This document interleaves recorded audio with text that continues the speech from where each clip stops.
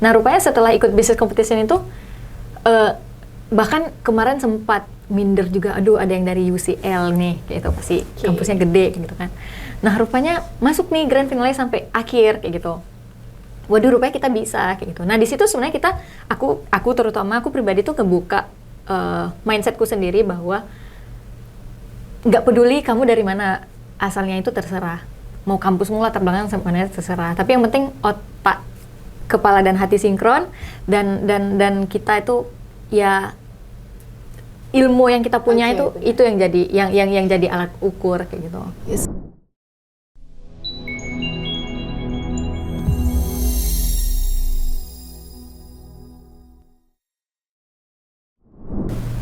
Assalamualaikum warahmatullahi wabarakatuh. Halo Sobat Akademia, kembali lagi bersama podcast Unimal pada program Akademi Fiesta.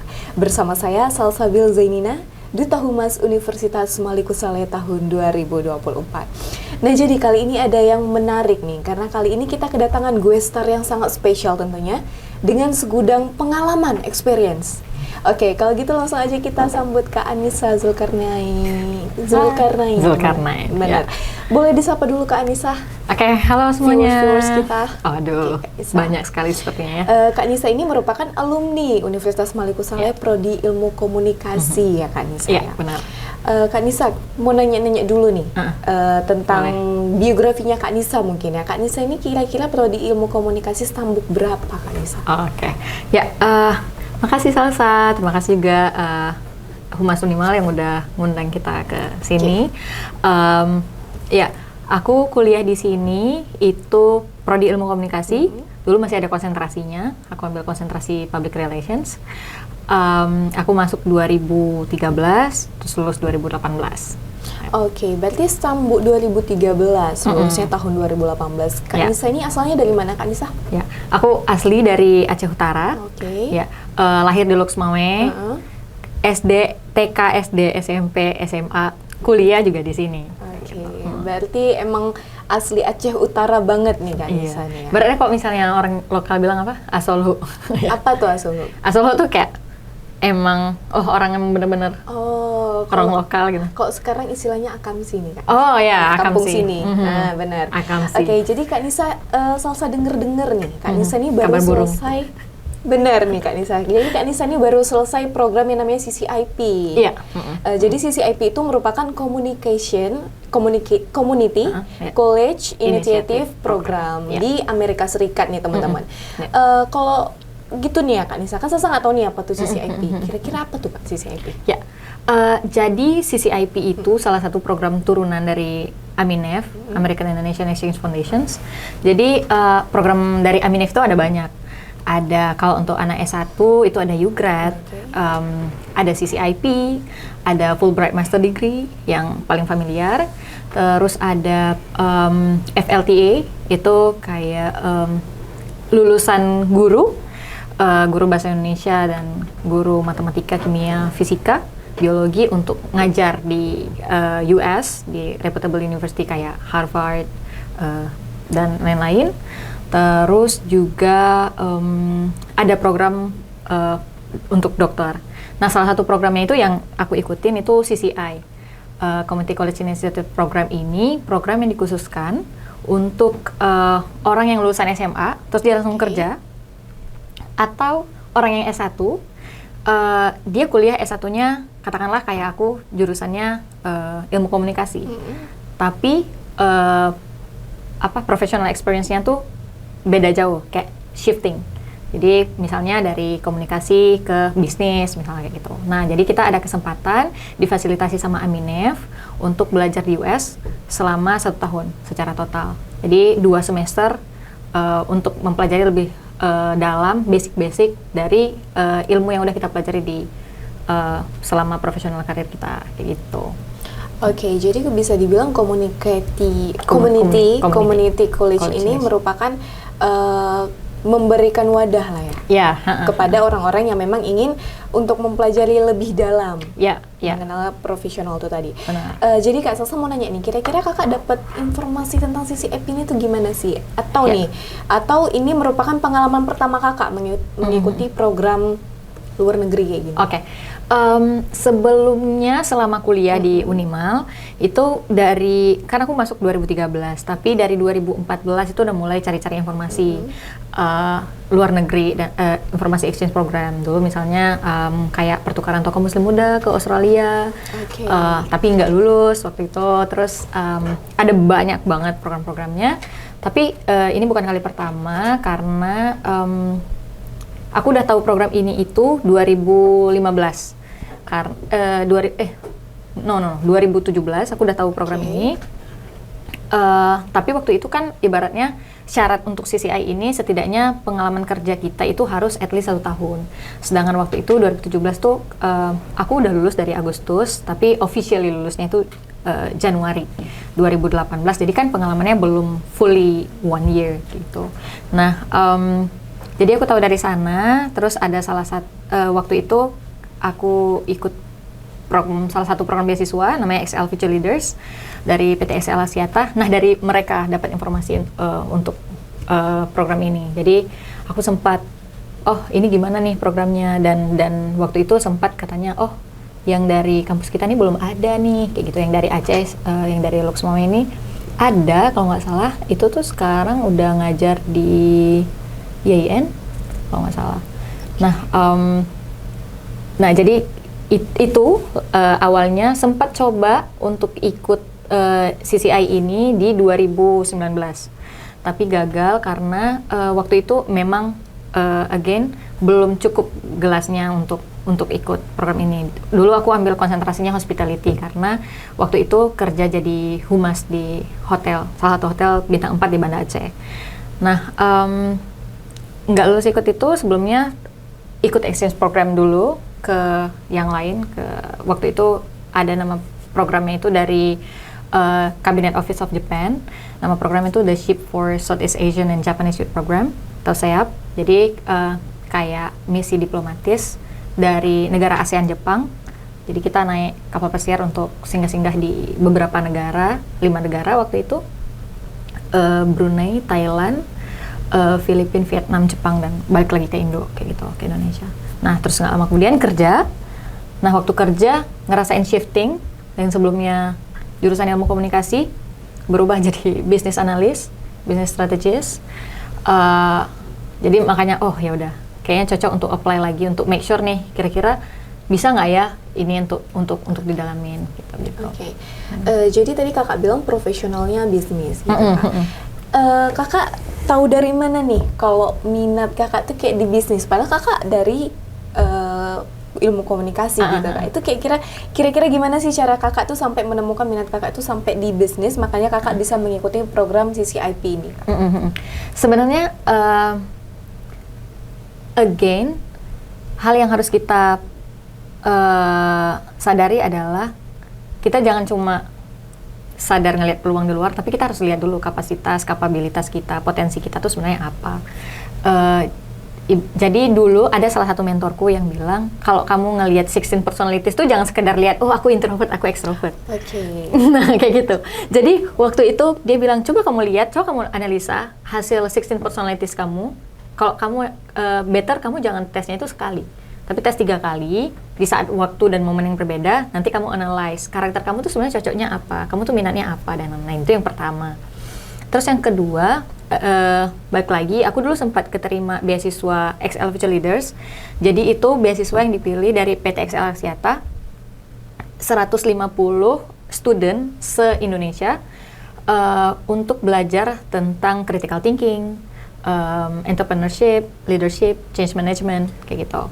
Nah, dari situ tuh kan programnya tuh 2 tahun, jadi kita sering kelasnya itu sebulan sekali. Dan di situ sering dihadapin, ini case, ini solusinya, ini case, ini solusinya. Jadi ibarat kayak solving puzzles, tapi seringnya pasti di ranah bisnis.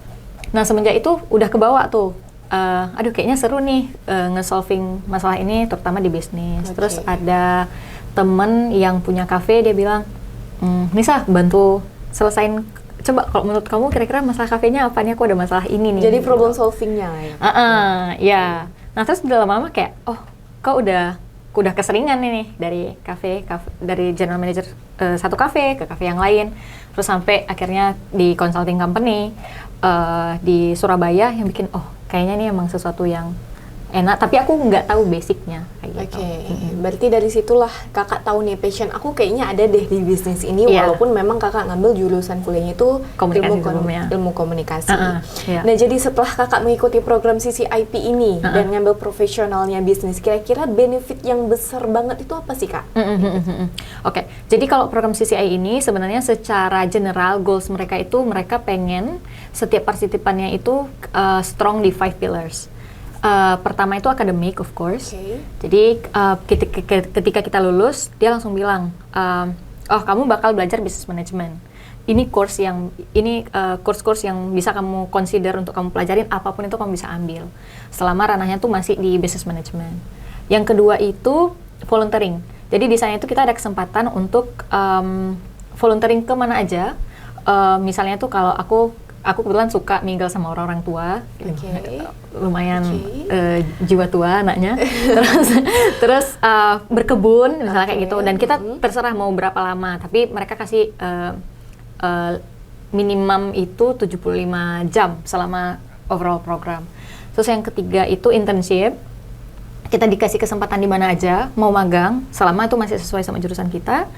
Terus leadership, jadi kayak misalnya ada event apa di kampus, kita yang take action, initiative, everything. Terus yang terakhir itu community impact project. Nah itu project yang kita bikin tapi harus di US, nggak boleh di daerah kita sendiri. Nggak boleh di luar dari US? Nggak boleh, karena kan mereka udah tahu kapasitas kita tuh pasti capable untuk bikin project di daerah kita sendiri. Kira-kira project apa yang bisa dibikin di US gitu. Nah 5 pilar itu yang jadi acuan kelulusan kita sama program. Nah benefitnya apa? Yang pasti of course networking. Kita jadi udah tahu nih cara tap in masalahnya apa. Terus kayak comparison juga. Budayanya budaya barat sama budaya timur kita yang bisa di tap in itu apa? Kalau dari aku ranahnya tuh kayak gitu. Terus dari segi akademik, aku juga udah tahu nih basic yang bisnisnya apa. Jadi kalau misalnya untuk next step yang mau aku lakuin, aku juga udah tahu untuk pemetaannya aku harus gimana kayak gitu.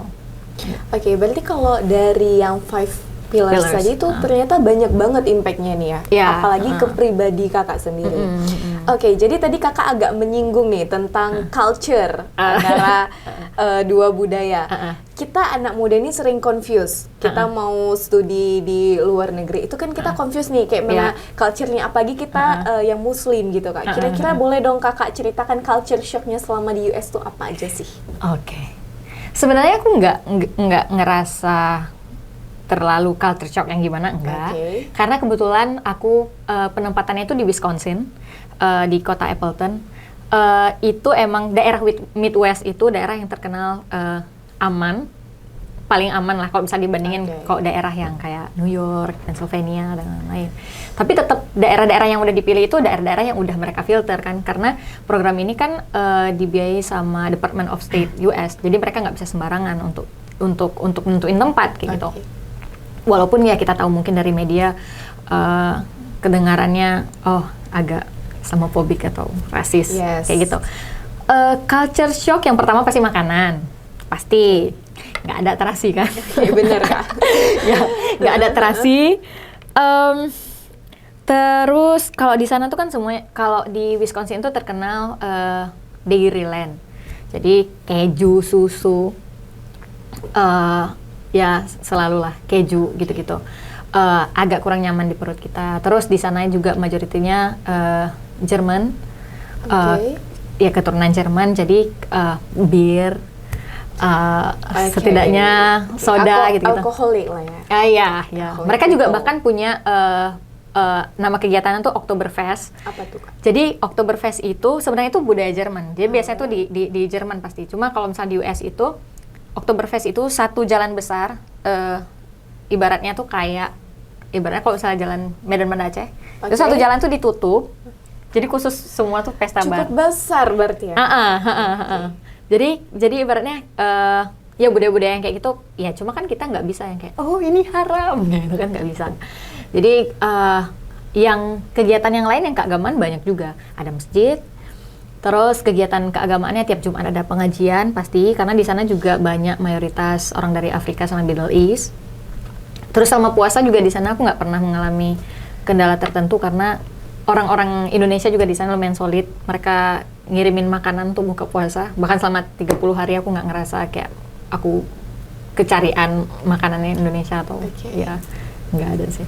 Berarti culture shocknya masih seputar itulah ya Kak? Masih nggak ada yang terlalu shock banget ya gitu. Oh paling ini apa tuh Kak? Kalau misalnya kita ke state yang lain, yang ke daerah pantai, ya mereka berjemuran seperti biasa. Ya itu berjemur versi mereka sama versi kita tentu beda. Benar. Tapi itu ya udah, itu kan kita bisa pilih mau ngikut atau enggak. Karena kita sebagai seorang Muslim juga punya batasan sendiri ya kan? Iya benar. Jadi kita kembali ke sisi IP-nya.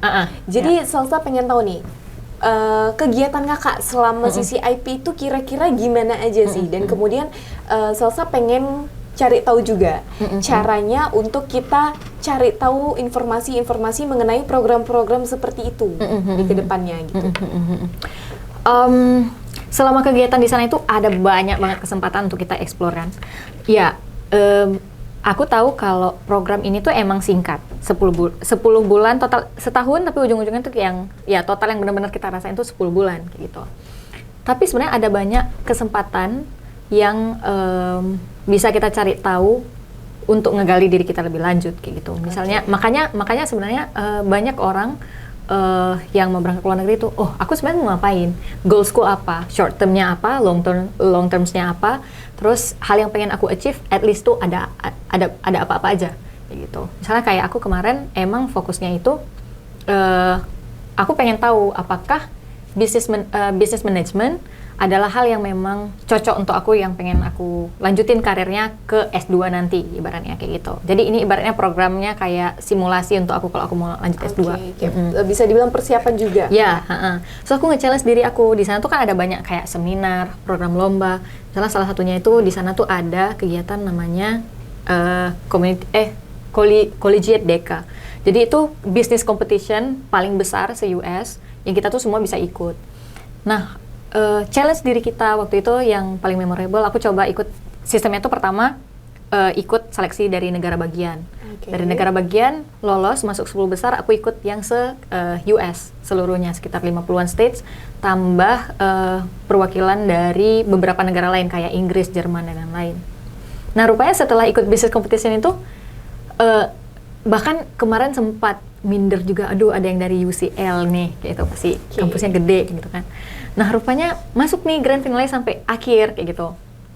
Waduh rupanya kita bisa kayak gitu. Nah di situ sebenarnya aku terutama aku pribadi tuh ngebuka mindsetku sendiri bahwa nggak peduli kamu dari mana asalnya itu terserah.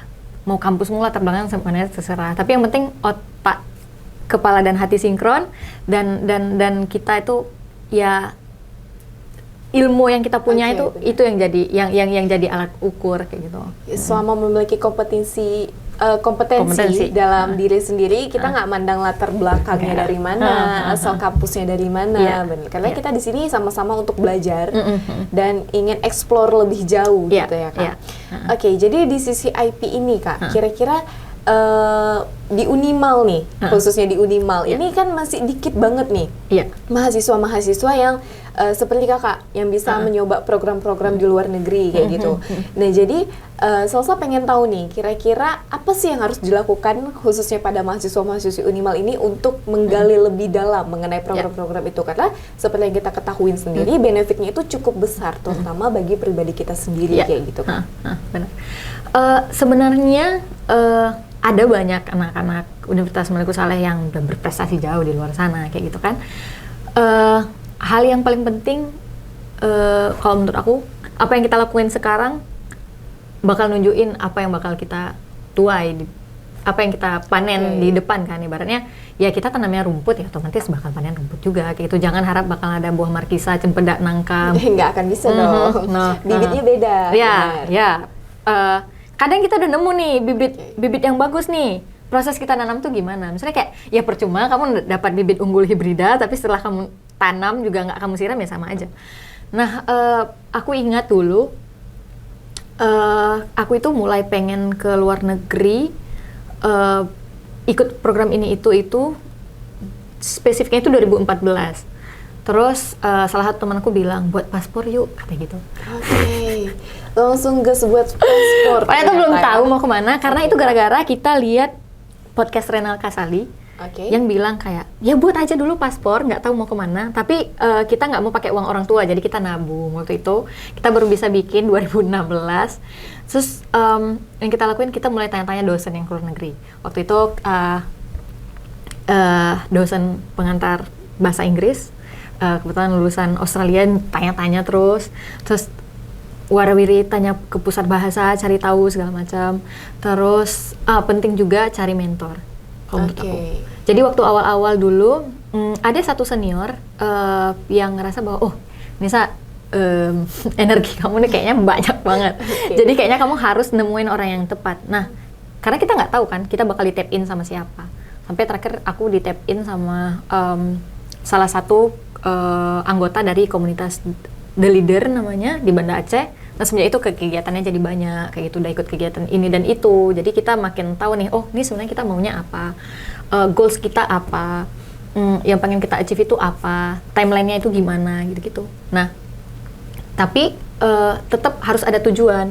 Kebanyakan kan orang kayak bilang, Nis yang ini gimana ya caranya, ini gimana caranya. Tapi ketika aku udah jelasin, mereka itu lebih kayak, aduh kayaknya aku nggak bisa lah kayak kamu, kayak gitu. Langsung pesimis. Iya, padahal sebenarnya ya aku dulu sama juga kayak gitu, struggling juga kayak gitu.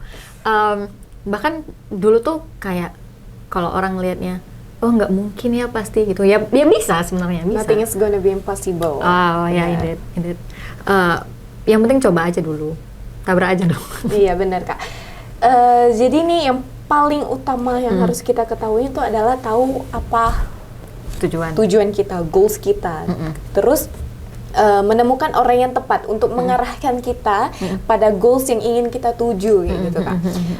Terus nih Kak, selama di sisi IP nih, kira-kira itu percampuran bahasanya gitu ya. Tadi kalau tadi di belakang ini sebenarnya kita udah bahas tentang speaking English gitu. Salsa ada menyinggung sedikit tentang gimana sih language-nya yang digunakan di sana. Kira-kira TOEFL-nya gimana, IELTS-nya gimana, kayak gitu Kak.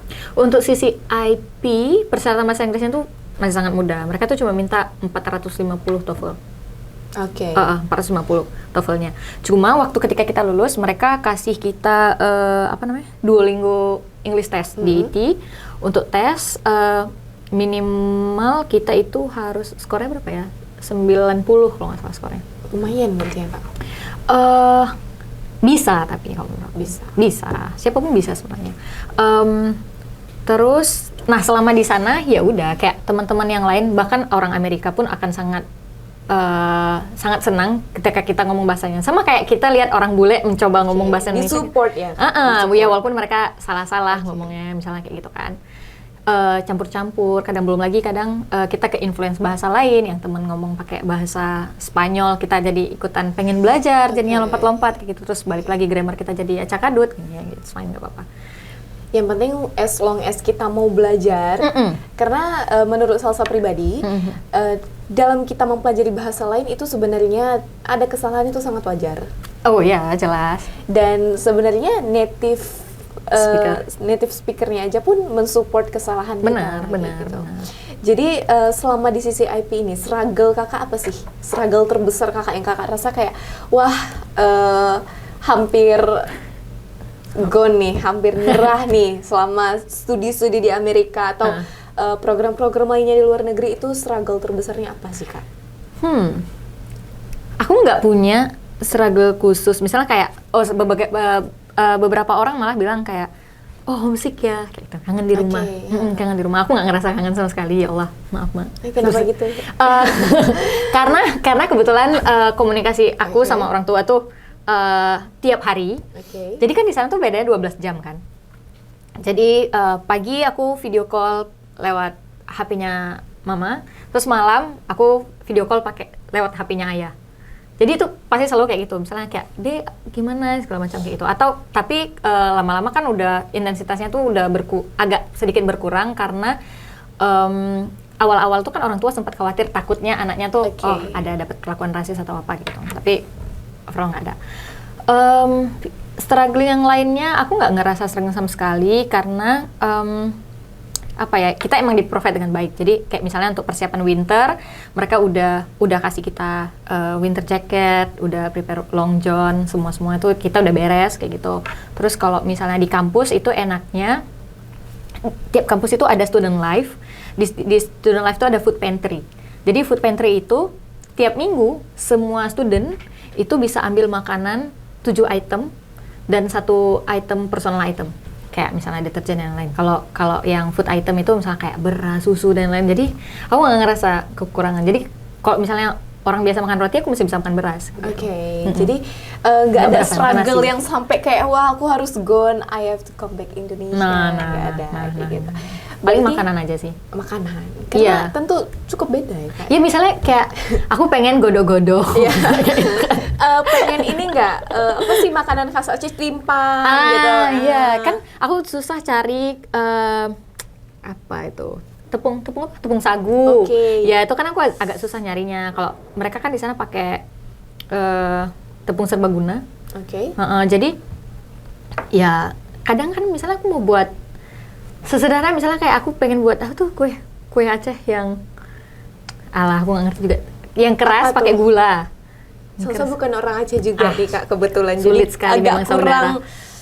Iya, jadi pokoknya kayak aku pengen buat kue-kue yang kayak ibaratnya kue gelang, Oke. misalnya yang kayak gitu, yang dari tepung beras. Itu aku kayak, aduh ini gimana ya? Kebetulan daerah tempat aku tinggal itu jauh dari ada Asian Market, tapi market South Asian Market itu nggak ada.